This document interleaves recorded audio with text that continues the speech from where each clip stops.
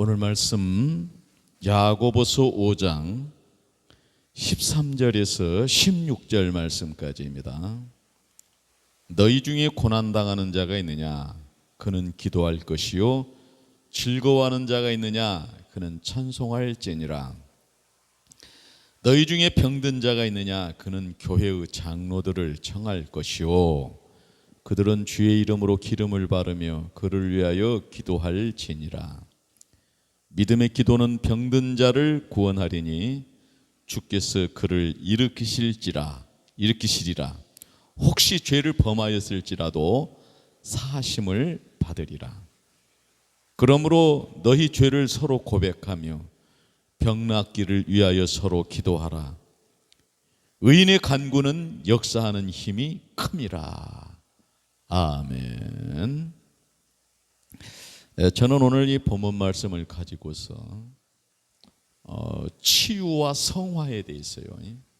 그래서 이제 이 치유와 성화를 얘기하려면은 믿음과 치유 그리고 성화와 영화 이렇게 전체적인 포괄적인 그런 맥락으로 한번 살펴보도록 하겠습니다. 믿음과 치유, 성화와 영화입니다. 믿음과 치유, 성화, 영화는 기독교 구원론의 핵심을 이루는 중요한 개념들이며 신앙 여정 속에서 서로 밀접하게 연결되어 있습니다. 이 네 가지 주제에 대해 개혁주의적 관점에서 심도 있게 한번 살펴보겠습니다. 첫 번째로는 믿음입니다. 믿음은 하나님께서 주시는 은혜의 선물입니다. 우리의 믿음은 하나님께서 주신 선물이에요. 내 의지가 아니에요. 내 의지로 된 그런 믿음은 그것은 영원할 수 없습니다. 하나님께서 우리에게 성령을 부어주심으로 성령님이 내 안에 오셔서 일으켜 주시는 그 믿음입니다. 이것이 은혜의 선물이라는 것입니다. 이것이 구원의 시작이자 구원의 동력입니다. 성경은 믿음이 없이는 하나님을 기쁘시게 할 수 없다고 말씀하며 우리는 이 믿음을 통해서 죄사함을 받고 의롭다함을 얻습니다. 믿음은 하나님의 존재하심과 그분이 예수 그리스도를 통해 베푸신 구원의 역사를 인격적으로 신뢰하고 받아들이는 것을 의미한다는 거예요. 입으로만 믿는다 하는 것이 아니에요. 전인격적인 신뢰, 전인격적으로 받아들이는 것입니다. 이는 단순한 지적 동의를 넘어 삶의 전인적인 헌신을 포함한다. 믿음은 삶의 전인적인 헌신을 포함한다. 곧 예수 그리스도를 구세주로 고백하고 그분을 의지하며 사는 것을 뜻합니다. 개혁주의는 믿음을 성령님의 중생의 사역을 통해 인간의 마음에 심겨진 전적인 하나님의 선물로 봅니다. 이 믿음은 우리를 의롭다 하시는 칭의의 유일한 수단이 됩니다. 믿음은 행위 이전에 존재하며 행위는 믿음의 결과로서 자연스럽게 나타나는 열매입니다. 다시 한번 할게요. 믿음은 행위 이전에 존재한다. 행위는 믿음의 결과로서 자연스럽게 나타나는 열매이다. 우리 종교개혁자 선진들이 이렇게 참 멋진 정리들을 다 해놓으셨습니다. 성경적 근거입니다. 에베소서 2장 8절에서 9절 말씀이죠. 너희는 그 은혜에 의하여 믿음으로 말미암아 구원을 받았으니 이것은 너희에게서 난 것이 아니요 하나님의 선물이라. 행위에서 난 것이 아니니 이는 누구든지 자랑하지 못하게 함이라고 하셨습니다. 히브리서 1장 6절 말씀에는 믿음이 없이는 하나님을 기쁘시게 하지 못하나니 하나님께 나아가는 자는 반드시 그가 계신 것과 또한 그가 자기를 찾는 자들에게 상 주시는 이심을 믿어야 할지니라고 말씀했습니다.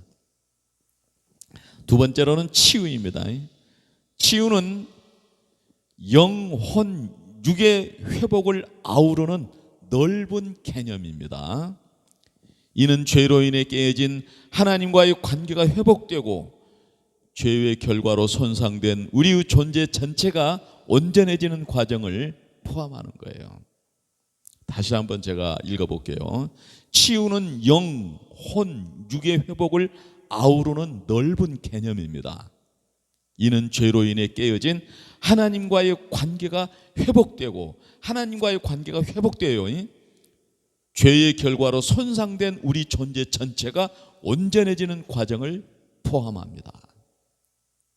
치유는 질병, 고통, 죄로 인해 손상된 영과 혼과 육신, 그리고 관계가 회복되어 본래의 온전한 상태로 돌아가는 것을 말한단 말이에요. 우리가 이게 치유라고 하면 막 육체적인 병에 관한 것만 얘기를 하는데요, 치유라고 하는 것은 전인적인 것이 영과 혼과 육과 관계적인 것, 하나님과의 관계, 이웃과의 관계예요. 이것이 치유가 되는 거예요. 성경은 죄로 인한 영적인 죽음으로부터 회복, 즉 영적 치유를 가장 근본적인 치유로 다루며, 이는 육체적 치유, 정신적 치유, 사회적 관계의 치유 등 다양한 형태로 나타날 수 있어요. 할렐루야죠. 개혁주의 관점에서는 영적 치유는 회개와 믿음을 통해서 이루어지는, 죄사함과 중생을 통해 시작된다. 영적 치유는 회개와 믿음을 통해서 이루어지는 죄사함과 중생을 통해 시작된다. 이 모든 것이 다 하나님의 은혜입니다. 회개를 하는 것도, 믿는 것도 성령님께서 우리를 불러주시고 성령님께서 우리를 중생하게 해주시죠. 할렐루야. 그래서 그 은혜로 시작된다는 것을 우리가 알아야 돼요. 육체적 치유는 하나님의 주권적 은혜와 섭리 가운데 일어나며, 항상 일어난 것은 아니지만 하나님께서 때로 당신의 영광을 위해 특별하게 베푸는 은사입니다. 그래서 이제 예수님의 사복음서에서도 보면은 예수님께서 모든 병인을 다 치료해 주셨다고 말씀하고 있어요. 그러나 반면에 치료받지 못했지만은 치료받은 사람들보다도 더 하나님을 영화롭게 하는 그 일들을 나타내고 하나님의 영광을 입증해냈던 분들이 있어요. 이 측면까지를 우리가 생각해야 돼요. 할렐루야입니다. 궁극적인 육체적 정신적 치유와 회복은 예수 그리스도의 재림과 부활을 통해 영화의 단계에서 완전히 이루어지는 거예요. 치유의 완성은 예수님이 재림하시고 나서 새하늘과 새 땅이 임할 때 거기서 다 완성되는 거예요. 다시 죽음이나 눈물이나 애통하는 것이나 고관, 병든 것이 다시는 없는 그 새하늘과 새 땅에서 이루어지는 거예요. 따라서 현재의 치유는 그날을 바라보며 약속된 축복의 맛보기라고 할 수 있어요. 예수님께서 믿음과 회개를 통해 치유된다는 점을 강조하신 것은 이와 같이 일맥상통하다는 것을 우리가 기억해야 됩니다. 성경적 근거입니다. 이사야 53장 8절, 그가 찔림은 우리 허물 때문이요 그가 상함은 우리 죄악 때문이라. 그가 징계를 받음으로 우리가 평화를 누리고 그가 채찍에 맞음으로 우리는 나음을 받아도다. 우리 예수님이 고난을 받으신 것은 우리 허물 때문에, 우리 죄악 때문에 예수님이 징계를 받으셨어요. 심판을 받으신 거예요. 십자가에서. 그래서 우리가 평화하지 못한 것을 평화롭게 하여 주시기 위해서 하나님과 우리가 화목하게 될 뿐만 아니라 하나님과 화목된 자들은 이웃과 화목하게 되는 거예요. 평화를 누리게 되는 것이란 말이에요. 그리고 채찍에 맞음으로 우리는 나음을 받았어요. 우리가 오늘 본문 읽었던 야고보서 5장 14절 15절에 아무 병든 자가 있느냐 그는 교회의 장로들을 청할 것이요 그들은 주의 이름으로 기름을 바르며 그를 위하여 기도할지니라. 믿음의 기도는 병든 자를 구원하려니 주께서 그를 일으키시리라. 혹시 죄를 범하였을지라도 사하심을 받으리라고 말씀했습니다. 자, 믿음을 통해서 치유를 받았어요. 이게 치유를 받는 데까지만이면 아니에요. 이제 성화예요. 이제 우리가 예수를 믿고 구원받았어요. 거기에 그쳐지는 것이 아니야. 우리가 하나님의 자녀가 되었어요. 자녀가 된 것까지만 생각하는 것이 아니라 우리는 성령님의 인도하심 따라 우리가 성화를 알아야 돼요. 성화돼요. 거룩해져 가는 걸 알아야 돼. 이 성령님의 은혜예요. 성화는 구원받은 성도가 일평생 동안 그리스도를 닮아가는 과정이에요. 영혼, 육의 전인적 성화. 성화 과정에 깊은 관심을 가지고 이 부분을 한번 자세히 다뤄볼게요. 자, 사복음서에서도 보면은 예수님께 나와서 치료를 받은 사람들이 많아요. 그런데 그들이 예수님을 닮아가는 이 과정을 잘 다루어지고 있는 그 과정들은 나타나지를 않아요. 그런데 하나님께서는 성령님을 통해서 그렇게 많은 기사와 표적을 행하면서 병을 치료해 주신 궁극적인 목적이 뭐냐면은 예수님을 닮아가는 거예요. 성령으로 성품이 변화돼 가지고 예수님을 닮아가는 이 과정을 사복음서는 우리에게 가르쳐주고 있다는 것을 우리가 꼭 기억해야 돼요. 성화는 하나님께서 우리를 죄에서 구원하신 후에 우리가 성령의 능력으로 죄를 이기고 의롭고 거룩하게 살아가도록 점진적으로 변화시켜가는 과정이라는 것을 우리가 꼭 기억해야 돼요. 다시 한번요. 성화는 하나님께서 우리를 죄에서 구원하신 후에 우리가 성령의 능력으로 죄를 이기고 의롭고 거룩한 삶을 살아가도록 점진적으로 변화시켜가는 과정이라는 사실이에요. 이게 우리의 치유가 육체적인 그런 그 현상에서만 그쳐지는 것이 아니에요. 치유는 날마다 회복되는 것이에요. 그게 지금 현재 우리가 살아가고 있는 시대예요. 칭의가 죄인의 신분을 변화시켜서 하나님 앞에 의롭다함을 인정받게 하는 것이라면은 성화는 실제적인 삶의 변화를 의미한다는 거예요. 그러니까 우리가 이 성령론에서 이 구원론에서 칭의의 우리는 거기에만 그냥 매몰되어 있거든요. 근데 그것보다도 더 본질적이고 더 깊고 더 높고 더 큰 것은 뭐냐면은 성화예요. 성화. 이 제네바 종교개혁의 칼빈의 그 가르침이에요. 그 어느 신학자도 이렇게 체계를 깊게 정확하게 성경의 가르침을 따라 이렇게 가르친 그 신학자가 없었어요. 정말 이건 정말 중요한 것입니다. 이는 전인적인 변화로 우리의 생각, 감정, 의지, 행동 그리고 우리의 몸의 모든 영역을 아우르는 것이에요. 그래서 이 말씀을 대하여서 우리가 예수님을 닮아간다는 것이죠.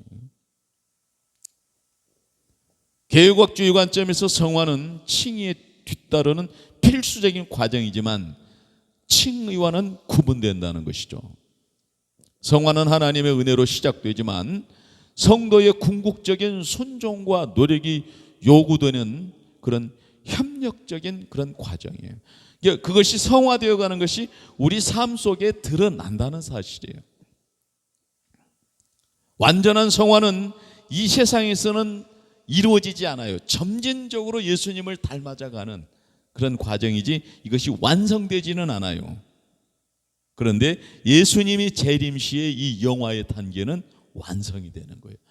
재림하시는 심판주 앞에서 그 심판주와 함께 될 때, 그때 우리가 새롭게 또 부활되는 그 역사를, 완전한 부활이 되는 그 중생이 아닌 부활이 이제 그때 이루어지는데, 그때 완성되는 거예요. 그런데 그때까지 오늘 우리는 그 복음 안에서 예수 그리스도를 닮아가면서 예수 그리스도의 그 공의와 정의의 그 메시아의 그 복음을, 그 나라를 전하며 주님 오실 길을 예비하는 것이란 말입니다. 성화는 오직 성령의 능력과 말씀의 인도를 통해 가능하며 예배, 기도, 말씀, 묵상, 교제, 봉사 등의 영적 훈련을 통해서 진전된다. 하나님께서 순종과 실천을 중요하게 생각하시는 것과 같이 성화는 신앙의 지식이 구체적으로 행동으로 나타나는 과정이라는 사실이에요. 성화는 마음의 변화를, 성품의 변화를 통해서 삶의 변화로 나타나는 것이라는 사실이에요. 이걸 꼭 기억하시기 바랍니다. 성경적 근거입니다. 빌립보서 1장 6절 말씀에 너희 안에 착한 일을 시작하신 이가 그리스도 예수의 날까지 이루실 줄을 우리는 확신하노라. 그리스도 예수의 날은 재림하신 날이에요. 어린 양의 혼인잔치 날이죠. 죄인들의 부활은 영원한 불못에 들어가는 부활이에요. 그러나 예수 그리스도 안에서 죄 사함을 받은 사람들에게는 영원한 천국에 들어가는 부활이에요. 생명의 부활과 심판의 부활이 있어요. 빌립보서 2장 12절 13절 말씀에 그러므로 사랑하는 자들아 너희가 항상 순종하는 것 같이 내가 있을 때뿐 아니라 지금 내가 없을 때에도 더욱 순종하여 두렵고 떨림으로 너희 구원을 이루라. 너희 안에서 행하시는 이는 하나님이시니 자기의 기쁘신 뜻을 위하여 너희에게 소원을 두고 행하게 하시나니 라고 말씀하고 있어요. 두렵고 떨림으로 너희 구원을 이루라. 이 말씀을 우리가 붙잡아야 됩니다. 두렵고 떨림으로. 우리 안에서 행하시는 이가 계시는데 그것은 성령님이시란 말이에요. 우리가 성령을 힘입고 성령의 인도를 따라서 성령님이 우리를 변화시키고 성화하게 하시는 그 은혜를 쫓아가야 되는 것이, 하나님의 뜻은 이것이니 너희의 거룩하며 하나님이 원하는 뜻은 이것이니 너희의 거룩함이라 곧 음란을 버리고 라고 말씀하죠. 데살로니가 4장 3절 말씀이십니다. 할렐루야. 성화 다음에 영화예요. 영원한 천국이죠. 영화는 구원의 사정 마지막 단계이며 모든 구원받는 성도들이 경험하게 될 궁극적인 상태입니다.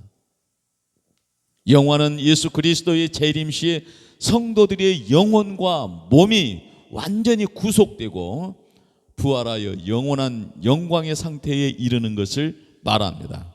이 단계에서 우리는 죄의 모든 흔적과 영향력으로부터 완전히 해방되며 그리스도와 같이 완전한 모습으로 변화되는 거예요. 예수님을 완전히 닮은 모습이 된다. 이는 죽음을 이기는 승리이자 영원한 생명을 누리는 최종적인 단계예요. 개혁주의 관점에서 영화는 하나님께서 그분의 백성들에게 약속하신 구원의 최종적인 성취이자 완성이에요. 이는 오직 하나님의 전적인 주권과 능력으로 이루어지는 단계이며 성도의 어떤 공로나 노력으로 얻어지는 것이 아니에요. 영화를 통해서 우리는 완전히 새로운 몸을 입고 부활하는 것이죠. 하나님 앞에서 영원히 죄 없이 거룩하고 온전한 존재로 서게 된다는 사실입니다. 성경적 근거입니다. 현재의 고난은 장차 우리에게 나타날 영광과 촉히 비교할 수 없도다. 로마서 8장 18절 말씀이죠. 고린도후서 4장 17절에서는 우리가 잠시 받는 환난의 경한 것이 지극히 크고 영원한 영광에 중한 것을 우리에게 이루게 함이니라고 말했어요. 바울 사도는 참 엄청난 그 고난을 겪었거든요. 엄청난 환난 속에서 거의 그냥 죽을 지경이 되는, 죽은 줄 알고 버렸잖아요. 그들이 태장을 치다가 죽은 줄 알고 버렸잖아요.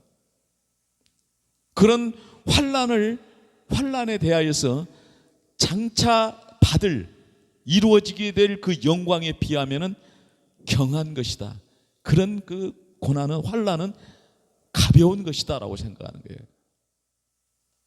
이게 바울이 바라보는 장차 있게 될 자기가 생명의 면류관을 받게 될 그 영원한 영광을 갖다가 얼마나 확실하고 선명하게 보았냔 말이에요. 우리에게 이 영안이 열리기를 예수님의 이름으로 축원합니다. 그렇기 때문에 그걸 본 자들만, 그것을 아는 자들만 이 시대의 그 환난을, 현세의 환난을 이기고 승리하게 된다는 사실을 우리가 기억해야 됩니다.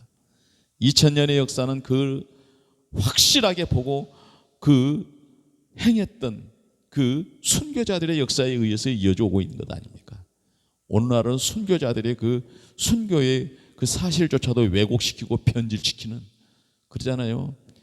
예수님의 복음조차도 그냥 변개시키는 그런 아주 허무맹랑한 그런 도탄에 빠져 있지 않습니까? 요한일서 3장 2절입니다. 사랑하는 자들아, 우리가 지금은 하나님의 자녀라. 장래에 어떻게 될지는 아직 나타나지 아니하였으나 그가 나타나시면 우리가 그와 같을 줄을 아는 것은 그의 참모습 그대로 볼 것이기 때문이라. 할렐루야, 아멘. 그래서 믿음과 치유, 성화, 영화의 그 상호관계를 짤막하게 한번 살펴보려고 그러는 거예요. 첫 번째로, 믿음은 하나님께서 시작하시는 구원의 첫걸음이에요. 이 믿음을 통해서 우리는 예수 그리스도 안에서 칭의를 얻고 영적인 삶을 시작하게 된다. 두 번째로, 이 믿음은 치유의 통로가 된다. 오늘이 지금 믿음과 치유와 성화에 관한 그 핵심을 지금 갖고 가는 것입니다. 믿음은 치유의 통로가 된다는 사실. 영적으로 죽었던 우리가 거듭나 하나님과의 관계가 회복되는 것이 가장 큰 영적인 치유예요. 죄로 병든 심령이 회개하고 돌아올 때 죄의 고통으로부터 놓여 나는 것이라는 사실이에요. 또한 하나님께서 섭리 가운데 육체적 치유를 베푸시기도 한다. 그래서 여러분, 치유라고 하는 이 과정이, 우리는 치유 사역, 치유 집회 이러면 질병만 가지고 그냥 난리를 해. 그냥 물질적 성공만 가지고 난리를 하는데 그게 아니에요. 그게 아니에요. 병든 자가 병을 치료받고 일어서는 것도 큰 은혜의 치유 역사지만은 그것보다 더 본질적인 것은 육체적인 문제, 물질적인 문제가 아니라 육체적으로 정말 연약하고 고통스럽고 병들어 있는 상태에서 하나님을 영화롭게 하는 일들은 병을 치료받는 일보다도 더 영화롭게 되는 거거든요. 2000년 역사를 통해서, 우리가 사복음서를 통해서, 서신서들을 통해서 우리가 그런 것들을, 우리가 그 가치들을 우리가 찾아가야 돼요. 이걸 우리가 꼭 기억하시기를 예수님의 이름으로 축원합니다. 돈 벌고 그렇게 성공한 것이라고 생각한다면 바울 사도는 정말 불쌍한 존재죠. 2000년 역사 속에 있는 순교자들은 너무나 불쌍한 존재들이에요. 그렇죠? 세 번째로는, 영적 치유와 함께 우리는 성화의 과정을 받는다는 거예요. 우리에게 가장 영화로운 것은 뭐냐면 우리가 예수님을 닮아갈 수 있게 된다는 사실이에요. 이보다 더 큰 영화로움은 없어요. 영적 치유와 함께 우리는 성화의 과정을 밟는다는 것을 알아야 돼요. 성령의 인도 따라 죄를 멀리하고 의를 추구하며 그리스도 형상을 닮아가는 여정이죠.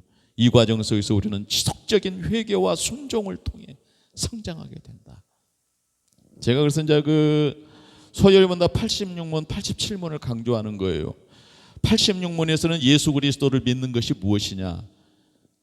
예수님을 영접하고 예수님만 의지하는 것, 그게 믿음인데, 예수님만 의지하는 것이 뭐냐? 생명에 이르는 회개예요. 주님이 오시는 날까지는 우리는 연약하기 때문에 회개해야 될 일들이 있어. 그러면 이것을 반드시 하나님께로, 반드시 예수 그리스도의 보혈로 씻음을 받아야 돼. 그리고 성령이 주시는 굳은 결심을 통해서 새롭게 순종하는 것, 그 새롭게 순종하는 것을 통해서 믿음 갖고 그 생명에 이르는 회개를 통해서 우리가 성화의 과정을 우리가 밟아간다는 사실을 우리가 기억해야 돼요. 그렇게 성숙해져 가야 되는. 네 번째로는 궁극적으로 모든 과정은 영화를 위해서 가는 것이라. 우리는 지금 그리스도의 재림을 향해 가는 것입니다. 그런데 우리적인 입장에서 보면은 우리는 그리스도의 재림하시는 날, 그 심판의 부활이 아닌 생명의 부활을 목표로 우리가 가고 있다는 사실이에요. 예수님을 형상을 완전히 닮아가는 그런 단계를 향해서 우리가 가고 있다는 거예요. 예수 그리스도께서 다시 오시는 날 우리의 구원은 완전하게 완성되며 우리는 영혼육이 모두 영화롭게 되어 하나님 앞에서 영원한 영광을 누리게 될 것입니다. 이때 모든 질병과 고통, 죽음으로부터 완전한 자유를 얻는 그런 치유가 이루어지는 거예요. 할렐루야죠. 이번에는 믿음, 치유, 성화, 영화의 그 핵심을 우리가 분류해 보면서 한번 살펴볼 거예요. 이 귀한 구도화를 통해 이 심오한 개념들을 더욱 명확히 이해하여 보기로 하겠습니다. 정리해 본 틀에 맞추어 믿음, 치유와 성화와 영화의 핵심적인 부분들을 함께 그 핵심으로 분류해 보겠습니다. 첫 번째로는 믿음입니다. 믿음은 우리가 하나님께 나아가는 유일한 길이에요. 근데 이 믿음은 하나님께서 우리에게 주신 것이라. 그분과 관계 속에서 온전히 살아가는 동력이 됩니다. 네 가지 단계로 살펴보면은 믿음을 깊이 매우 잘 보여줍니다. 믿음이라는 것을 네 가지로 이렇게 네 단계로 살펴볼 거예요. 단순한 알물 넘어서 전인적인 의존과 순종을 통해 마침내 그리스도를 닮아가는 여정이야말로 참된 믿음의 모습이라는 사실. 그래서 믿음의 첫 번째는 뭐냐면은 아름 그래요. 아름이라는 말은 사전적인 의미는 뭐냐면은 관계적으로 아는 거예요. 내가 예수님을 알아요. 내가 하나님을 알아요. 내가 성령님을 알아요. 그런데 내가 아는 것도 중요하지만은 하나님이 나를 알아주는 것도 중요해요. 이게 관계적 아름이에요. 관계적으로 아는 거예요. 내가 지식적으로도 알고 관계적으로도. 내가 하나님을 안다고 할 때 하나님도 내가 너를 안다 이렇게 해주시는 거예요. 만약에 내가 하나님을 알아요. 내가 주의 능력을 행했잖아요. 주를 위해서 내가 막 일했잖아요. 내가 너를 도무지 알지 못한다. 예수님이 마태복음 24장 그 종말론을 말씀하시면서 내가 너희를 도무지 알지 못한다라고 말씀했잖아요. 아름이라는 것은 관계적으로 아는 거예요. 하나님의 존재와 진리에 대한 지식적인 이해와 관계적인 것까지 이렇게 아는 것. 우리는 그렇게 의존된다는 것. 두 번째로 그 알게 된 진리 위에서 온전히 하나님을 신뢰하고 의지하는 거예요. 그 관계 속에서 하나님은 나 너 모른다 그러는데 나 혼자 막 의지하고 그게 아니에요. 그게 아니에요. 그러니까 성경의 중요성이, 성경의 가르침이 얼마나 중요한지 알겠죠? 성경에서 하나님이 우리와 그 약속하신 그 언약이 얼마나 중요한지 알겠죠? 우리가 의존한다고 하는 것은 그를 알게 된 진리 위에서 온전히 하나님을 신뢰하고 의지하는 것이 따름이죠. 그 의존을 바탕으로 하나님의 뜻에 순종하며 삶으로 나타내는 거예요. 입으로만 순종하는 것이 아니라 삶으로 나타내는, 삶으로 성경은 우리에게 삶을 얘기하는 거예요. 삶을. 예배당에서 드리는 예배를 얘기하는 것이 아니에요. 우리의 일상에서, 우리의 삶에서 나타내는 것을 말씀하고 있는 거예요. 삶으로 나타내는 것이 예배예요. 예배당에서 드리는 예배만이 예배가 아니라 삶으로 나타내는 것이 예배예요. 여기서 제가 한 가지 말씀드릴 게 뭐냐면은, 서구의 그 종교개혁의 진영에서 그 신학자들이 그 한국교회를 연구하고 난 그 결론들을 제가 종종 이렇게 이제 접하게 되는데, 그 핵심이 그거예요. 한국교회는 이 교회 역사 속에 한국교회와 같이 새벽기도에 열심히 한 나라가 없어요. 그런데 문제는 뭐냐면은, 성경에서 가르쳐주고 있는 하나님을 알고 의존하고 따르는, 순종하는 일을 나타나지를 않아. 그거에 드러나질 않은 거예요. 어느 영역에서도.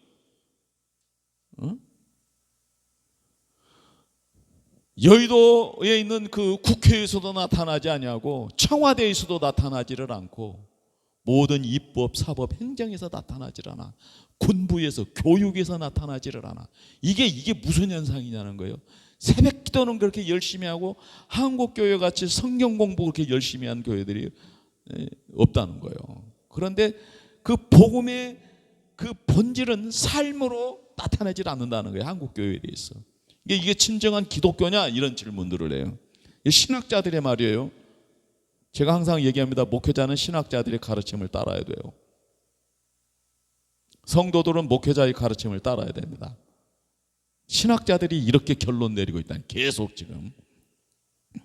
근데 문제가 뭐냐면은, 기독교의 신뢰도가 18%로 떨어졌는데 지금 14%로 떨어져 있잖아요.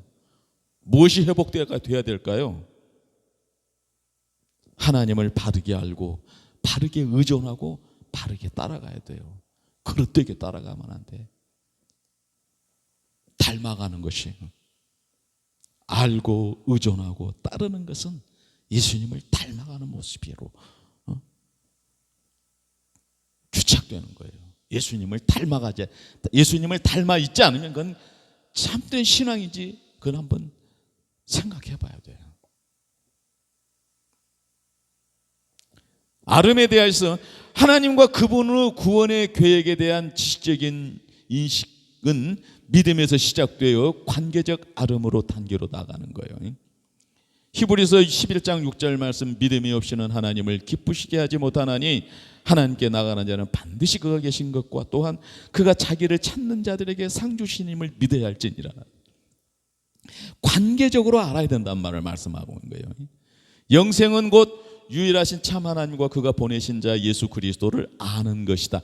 여기서 아는 것이다라는 말은 뭐냐면은, 지식적으로 아는 것이 아니라 관계적으로 아는 것을 말하는 거예요.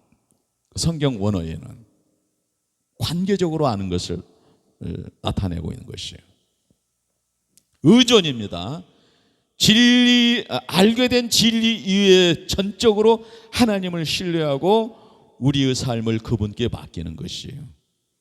잘못 알았어요. 그냥 하나님은 내 그냥 사업 잘 되게 해주시고 내 자손도 잘 되게 해주시는 하나님으로 오해를 하면 안 돼. 그런 식의 이제 예배는 어떤 예배냐면은, 종교개혁 진영에서 할 때는 그것은 뭐냐면 주술행위에 참여한 주술행위로 하는 거예요. 그 예배가 아니에요. 그건 주술행위예요. 그것은 주술행위를 직설적으로 말하면 무당들에다가 푸닥거리 하는 거예요. 푸닥거리. 실천 없는 예배는 주술행위예요. 실천이라는 것은 뭐예요? 분명하게 알고 따르는 것이에요. 이걸 우리가 알아야 돼요.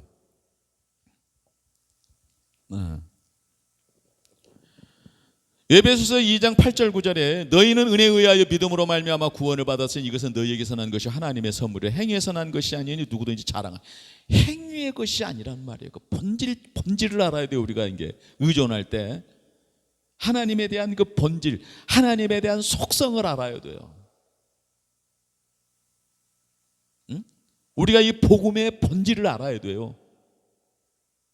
초대교회에서는 정경을 확립하고 어떻게 믿으면 너희가 잘되고 성공하고 요걸 가르치는 것이 아니라 삼위일체론을, 하나님에 관한 것을 딱 만들어요. 삼위일체론을. 얼마나 위대한 역사입니까?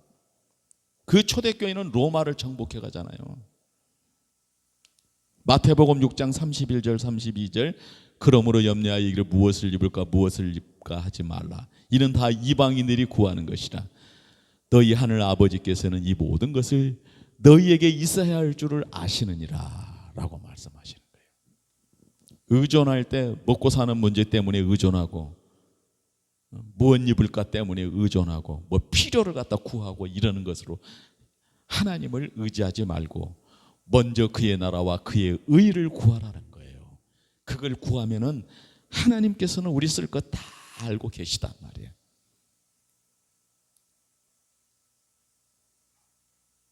아멘이죠. 우리가 예배를 통해서 하나님의 나라와 의를 구해야 돼요. 내 바램을 이루어 달라고 하는 그런 그 예배는 주술행위예요.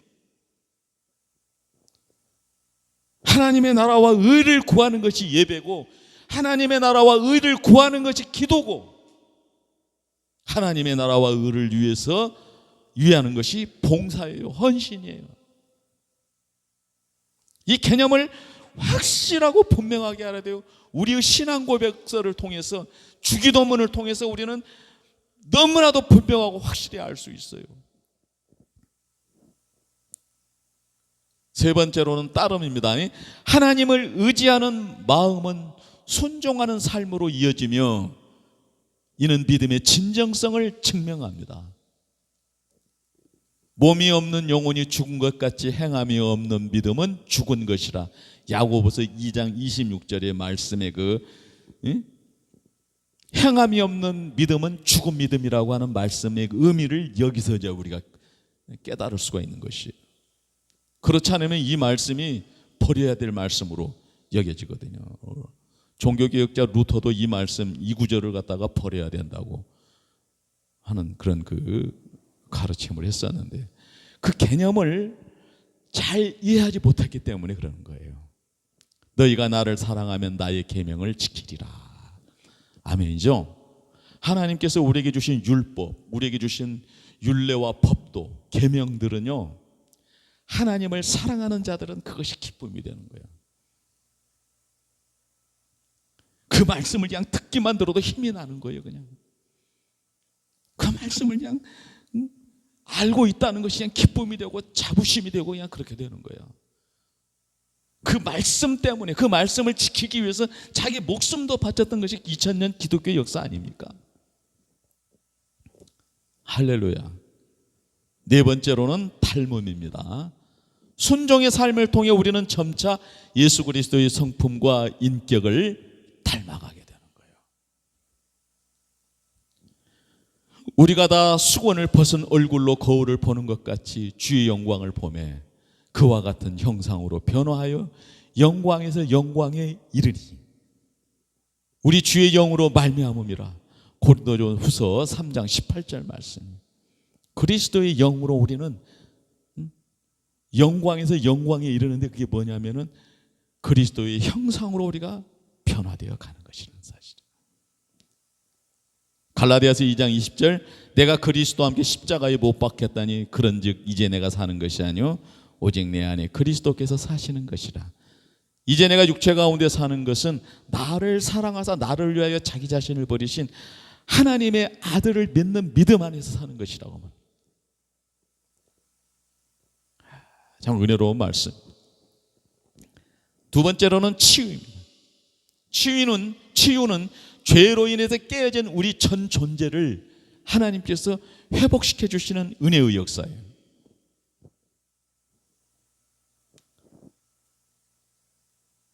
먼저는 영적인 치유를 한번 살펴보겠습니다. 죄로 인해 죽었던 영이 그리스도의 구속으로 말미암아 다시 살아나는 것입니다. 너희의 허물과 죄로 죽었던 너희를 살리셨도다 하는 이 영적인 거예요. 이것이 영적으로 죽어 있다는 것은 뭐냐면은 하나님과의 관계가 단절이 되어 있다는 거예요. 영이 살아났다는 것은 뭐예요? 하나님과 우리와의 관계가 이어졌다는 것이에요. 제가 이제 그 쉬운 예로 경기도에 있던 그 시화호에 관한 얘기를 말했죠. 시와호를 갖다가 이렇게 막았어요. 막아서 호수를 만들어서 바닷물이 유통을 못하게 딱 막아놓으니까 시와호가 썩어서 그냥 아주 주변 도시에 그냥 아주 그냥 냄새가 나가지고 아주 그냥 고통스럽겠어요. 그런데 그 시와호에 바닷물이 유통하도록 이걸 터놓았어요.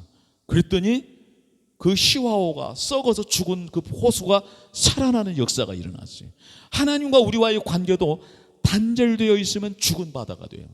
그런데 소통하는 그 바다가 되면은 살아나는 역사가 일어나는 거예요. 생명의 역사가 일어나는 거예요. 그러니까 우리가 기도가 호흡이라고 그러는 거잖아요. 똑같은 이치예요. 호흡. 우리가 예배를 드릴 때에 하나님께서 우리에게 받은 것을 우리가 하나님께 드려요. 이게 호흡이에요. 이게 관계가 이어져 가는 거예요. 사람들과의 관계도 마찬가지예요. 받기만 하게 되면요, 결국은 그 사람은 세상으로부터 다 고립되어 버립니다. 그런데 받은 은혜와 사랑에 대해서 감사하고 서로 이렇게 교제를 받고 주고 받고 주고 주고받고 주고받고, 이것이 살아나는 역사가 일어나는 거예요. 근데 이것을 모르는 사람의 인생은, 그 심령은 아주 피폐하게 되는 거예요. 사망의 그 상태가 유지가 되는 거예요. 이것을 알아야 돼요. 영적인 치유.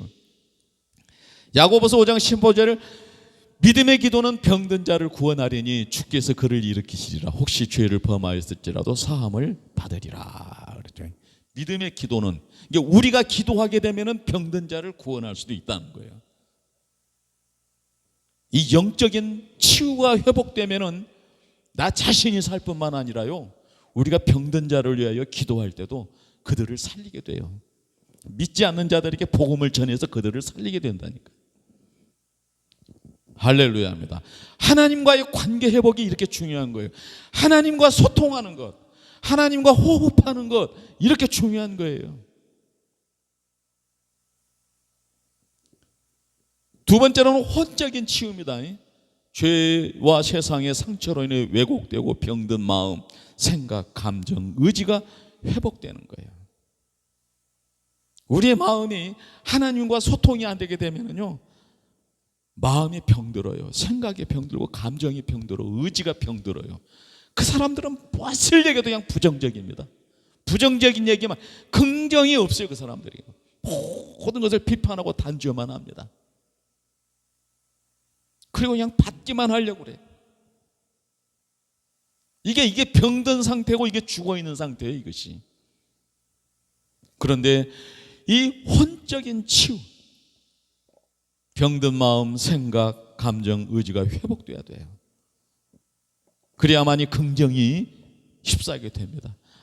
아무리 나하고 원수된 사람들에게도 내 사랑을 먼저 베푸는 거예요. 예수님이 내게 은혜를 베풀어 주신 것 같이 나도 그들에게 사랑을 베풀어 주는 거예요. 이렇게 세상을 밝히는 거예요. 마태복음 22장 37절 말씀에 내 마음을 다하고 목숨을 다하고 뜻을 다하여 주 너의 하나님을 사랑하라. 내 이웃을 내 몸과 같이 사랑하라. 이게 혼적인, 영적인 치유가 되고 혼적인 치유가 된 사람들에 의해서 역사가 돼요. 하나님의 말씀은 살아있고 활력이 있어 좌우의 날선 어떤 검보다도 예리하여 혼과 영과 및 관절과 골소를 찔러 쪼개기까지 하며 또 마음의 생각과 뜻을 판단하신다. 히브리서 4장 12절 말씀이죠. 할렐루야죠. 우리 그 은혜를, 그 치유를 받게 되시기를 예수님의 이름으로 축원합니다. 주님 오실 때까지 치유는 계속됩니다. 아멘이죠. 다음에는 육체적인 치유예요. 질병과 고통으로부터 신체적인 회복을 의미하는 거예요. 이는 궁극적 영화의 단계에서 완전히 이루어지지만 현재에도 하나님의 치유 은혜를 베푸시는 것을 우리가 알아야 돼요. 하나님은 지금도 우리의 지금도 치유하십니다. 성화의 과정을 지금도 치유하고 계시다. 그가 찔림은 우리의 허물 때문이요 그가 상함은 우리의 죄악 때문이라. 그가 징계를 받음으로 우리는 평화를 누리고 그가 채찍에 맞음으로 우리는 나음을 받았도다. 이사야 53장 5절 말씀. 아무 병든 자가 있느냐? 그는 교회의 장로들을 청할 것이요 그들은 주의 이름으로 기름을 바르며 그를 위하여 기도할지라. 아멘이죠. 영적 치유가 되고 혼적 치유가 된 사람들이, 그렇죠? 이렇게 예수 그리스도를 은혜 안에서 이렇게 병든 자를 위해서 기도하게 되면 말이에요, 구원을 받게 될 것이라는 이런 역사가 일어나는 것이, 이것이 바로 예수님이 전도하고 치유하고 교육하고 파송하셨던 일을 위임받은 것이에요. 이것이요. 그렇게 위임된 거예요. 그렇게 치유가 되어야만이 위임이 돼. 치유가 되지 않으면 그것이 위임이 안 되는 것이죠. 할렐루야. 네 번째로는 관계적 치유예요. 영적 치유, 혼적 치유, 육적 치유, 관계적 치유로 나가는 거예요. 죄로 인해 깨어진 하나님과의 관계가 회복되고 이웃과의 관계, 자기 자신과의 관계가 회복되는 것이. 우리가 치유를 생각할 때 꼭 이걸 포괄적으로 생각해요. 하나님과의 관계가, 내가 하나님을 믿었어요. 하나님과의 관계가 회복이 됐어요. 이웃과의 관계도 그런 신뢰 관계가 되는 거예요. 이 종교교육의 가르침의 유대한 역사가 스코틀랜드에서, 프랑스 위군어들에 의해서 네덜란드 교회가, 네덜란드 그 독립이 이루어지고 미국이 건국되는 역사 말이에요. 우리 한국 초대교회의 그 선교사들이 신앙을 오염시키지 않은 상태에 있을 때의 그 교회의 역사가 이렇게 일어났던 것이에요. 이거 회복되어져 가야 됩니다. 이거 회복되어야 됩니다. 제가 그것 때문에 성경 관점학당을 운영하고 있지 않습니까? 고린도후서 15장 17절 18절 그런즉 누구든지 그리스도 안에 있으면 새로운 피조물이라. 이 관계적인 그 의미를 말하는 거예요. 이전 것은 다 지나갔으니 보라 새 것이 되었도다. 모든 것이 하나님께로 났으며 그가 그리스도로 말미암아 우리를 자기와 화목하게 하시고 또 우리에게 화목하게 하는 직분을 주셨습니다. 그러니까 우리가 하나님과 화목하는 거예요. 우리는 화목의 직분을 받았어요. 그래서 하나님과 화목하고 이웃과 화목하는 거예요. 요한일서 2장 2절 말씀, 그가 우리 죄를 위하여 화목제물로 자신을 주셨으니 비단 우리 죄뿐 아니라 온 세상의 죄를 이하심이라. 우리뿐만 아니라 온 세상이에요. 그러니까 우리가 그들과의, 하나님과의 관계가 화목된 사람들은 그들을, 온 세상을 향해서 화목된 관계를 펼쳐가야 돼요. 내게 있는 것을 나누고 내가 손해봐주고 내가 양보해주고, 그렇죠? 겸손한 자세로 섬기면서 손해봐주고 양보해주고, 그래서 부활의 복음을 증거하는 거예요. 그 사람들이 생명의 부활에 참여하게 될 것이라는 사실. 관계적 치유가 이렇게 중요합니다.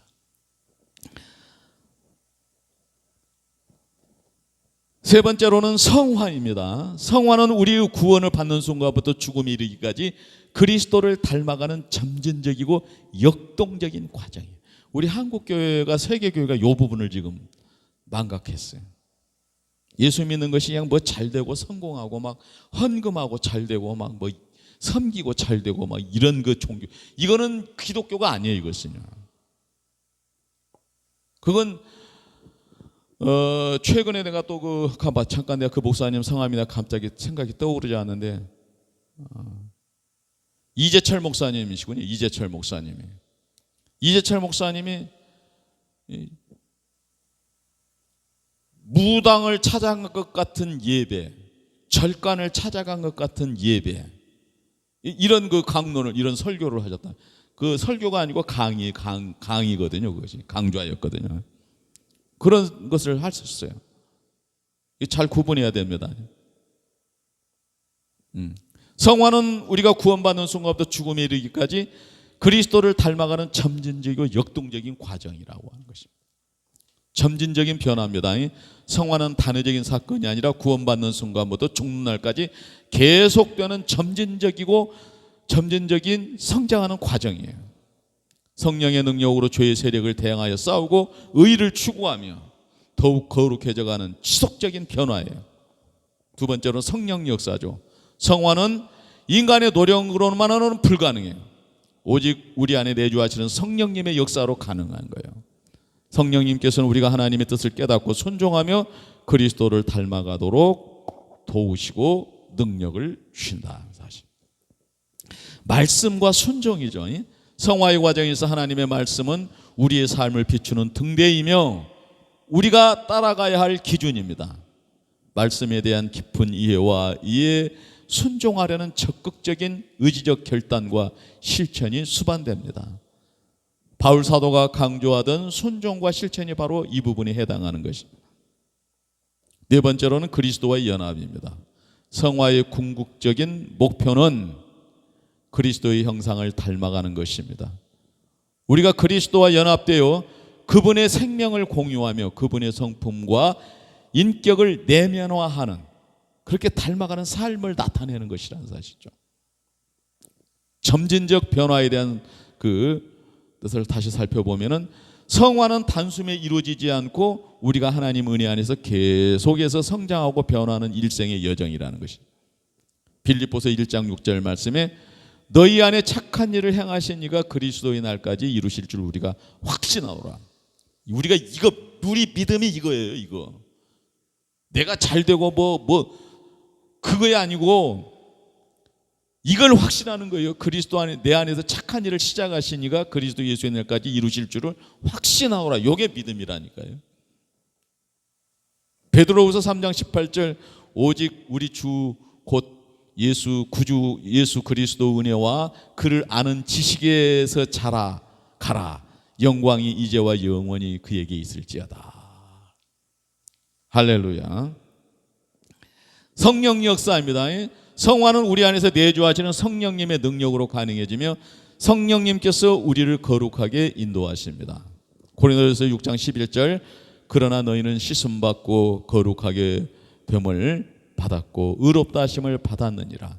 주 예수 그리스도의 이름과 우리 하나님의 성령 안에서니라 라고 말했어요. 성령으로 행하라 그리하면 육체의 욕심을 이루지 아니하리라. 갈라디아서 5장 16절 말씀. 말씀과 순종입니다. 하나님의 말씀은 성화의 삶의 기준이며 그 말씀에 순종할 때 우리는 더욱 거룩해진다는 사실이죠. 내가 주께 범죄하지 아니하려 하여 주의 말씀을 내 마음에 두었나이다. 범죄하지 않으려고 주의 말씀을 내 안에 두었다. 빌립보서 2장 12절 그러므로 사랑하는 자들아 너희가 항상 순종하는 것 같이 내가 있을 때뿐 아니라 지금 내가 없을 때에도 더욱 순종하여 두렵고 떨림으로 너희 구원을 이루라. 할렐루야. 네 번째로 그리스도와의 연합입니다. 성화의 본질은 우리가 그리스도와 연합되어 그분의 생명과 성품으로 우리 삶을 나타내는 것이에요. 다시 한번 읽을게요. 성화의 본질은 우리가 그리스도와 연합되어 그분의 생명과 성품을 살아내는 삶을 나타내는 것이다.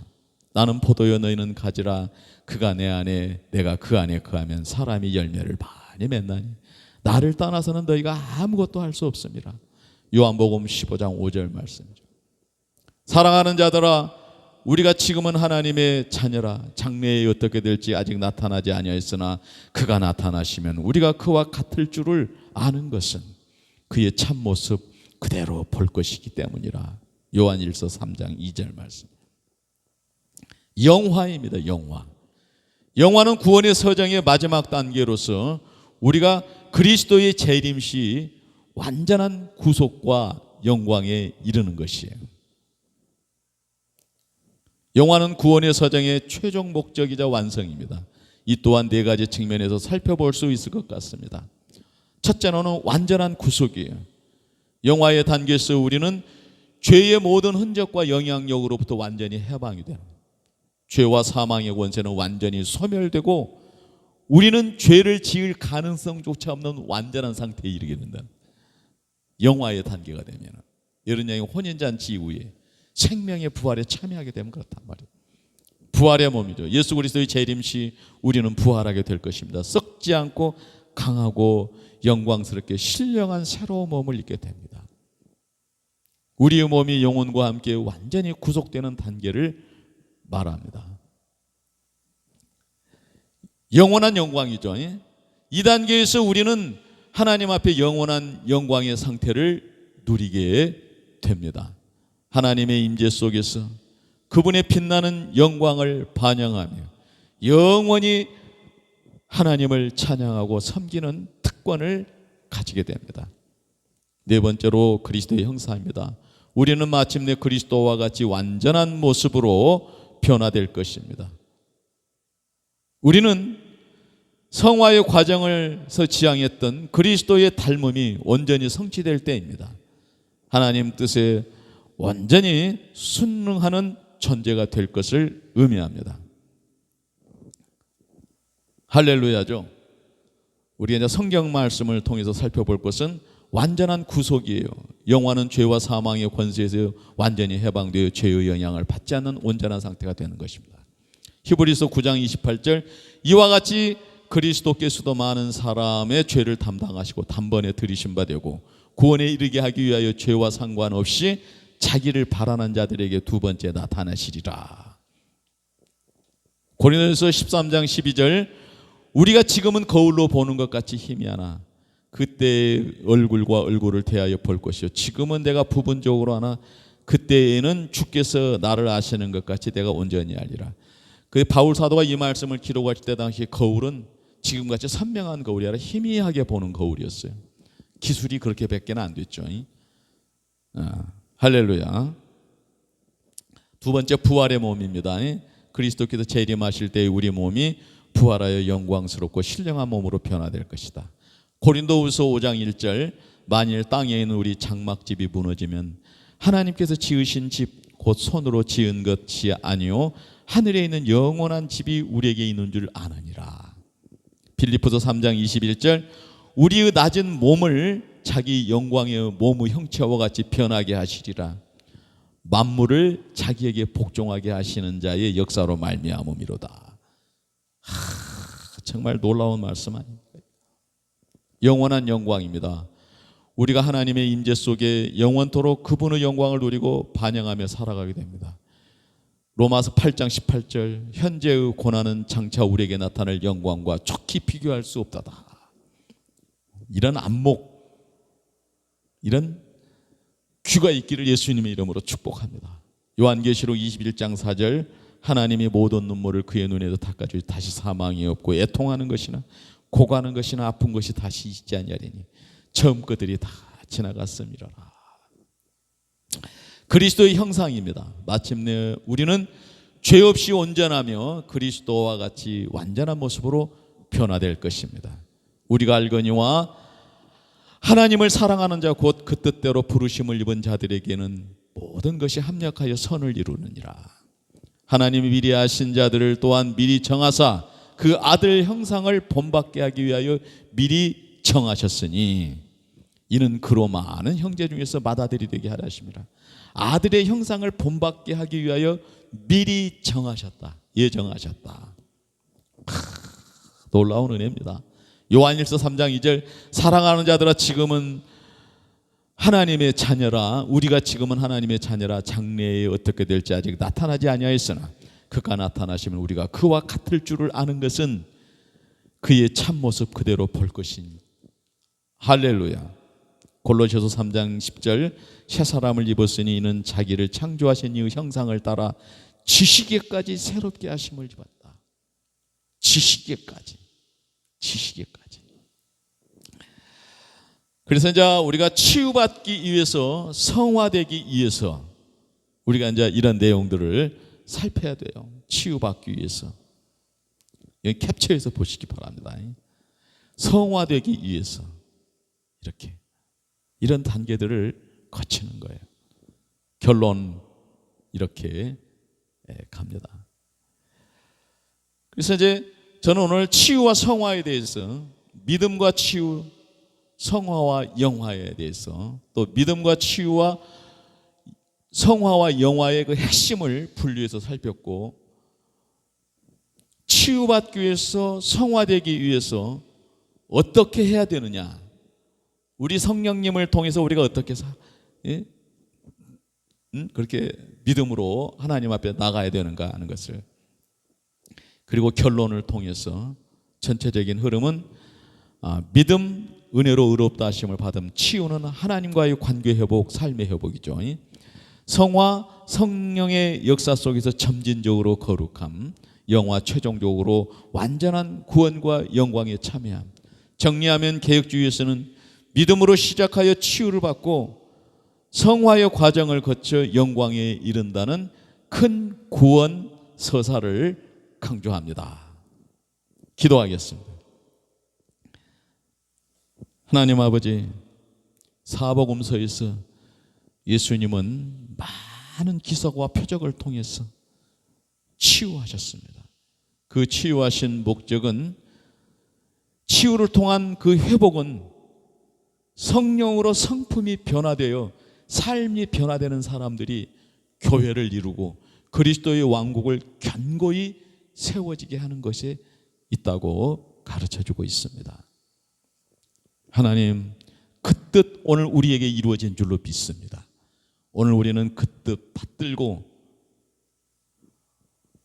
영적으로, 육적으로, 혼적으로, 육적으로, 관계적으로 치유되고 회복되어서 우리가 하나님을 아직 알지 못하는 이들을 위하여 기도하게 될 때에, 그들에게 복음을 전할 때에 그 치유와 그 성화의 역사가 일어나게 될 줄로 믿습니다. 그래서 전도하고 치유하며 교육하고 파송하는 이 역사를 이루어 가게 될 줄로 믿습니다. 하나님 아버지, 감사와 찬양을 올립니다. 영광 받으시옵소서. 우리를 사랑하심이 이와 같습니다. 우리를 구원하심이 이와 같사옵니다. 우리를 치유하심이 이와 같습니다. 우리를 예수님 닮아가게 하심이 이와 같습니다. 장래에 주님 오시는 날 완전한 영화에 들어갈 때에 세세토록 하나님이 영광 받으시게 됩니다. 우리는 그 은혜와 그 사실을 믿고 오늘도 주 예수의 은혜와 사랑을, 그 복음을 증거하며 전도하고 치유하고 교육하며 파송하는 일에 우리 자신을 완전히 드리기 원합니다. 성령님께서 그 은혜를 우리에게 깨닫게 하여 주셨습니다. 성령님께서 우리의 영안을 열어 보게 하여 주셨습니다. 영원토록 삼위일체 하나님을 찬양합니다. 감사하옵고 예수님 이름으로 기도드리옵나이다. 아멘.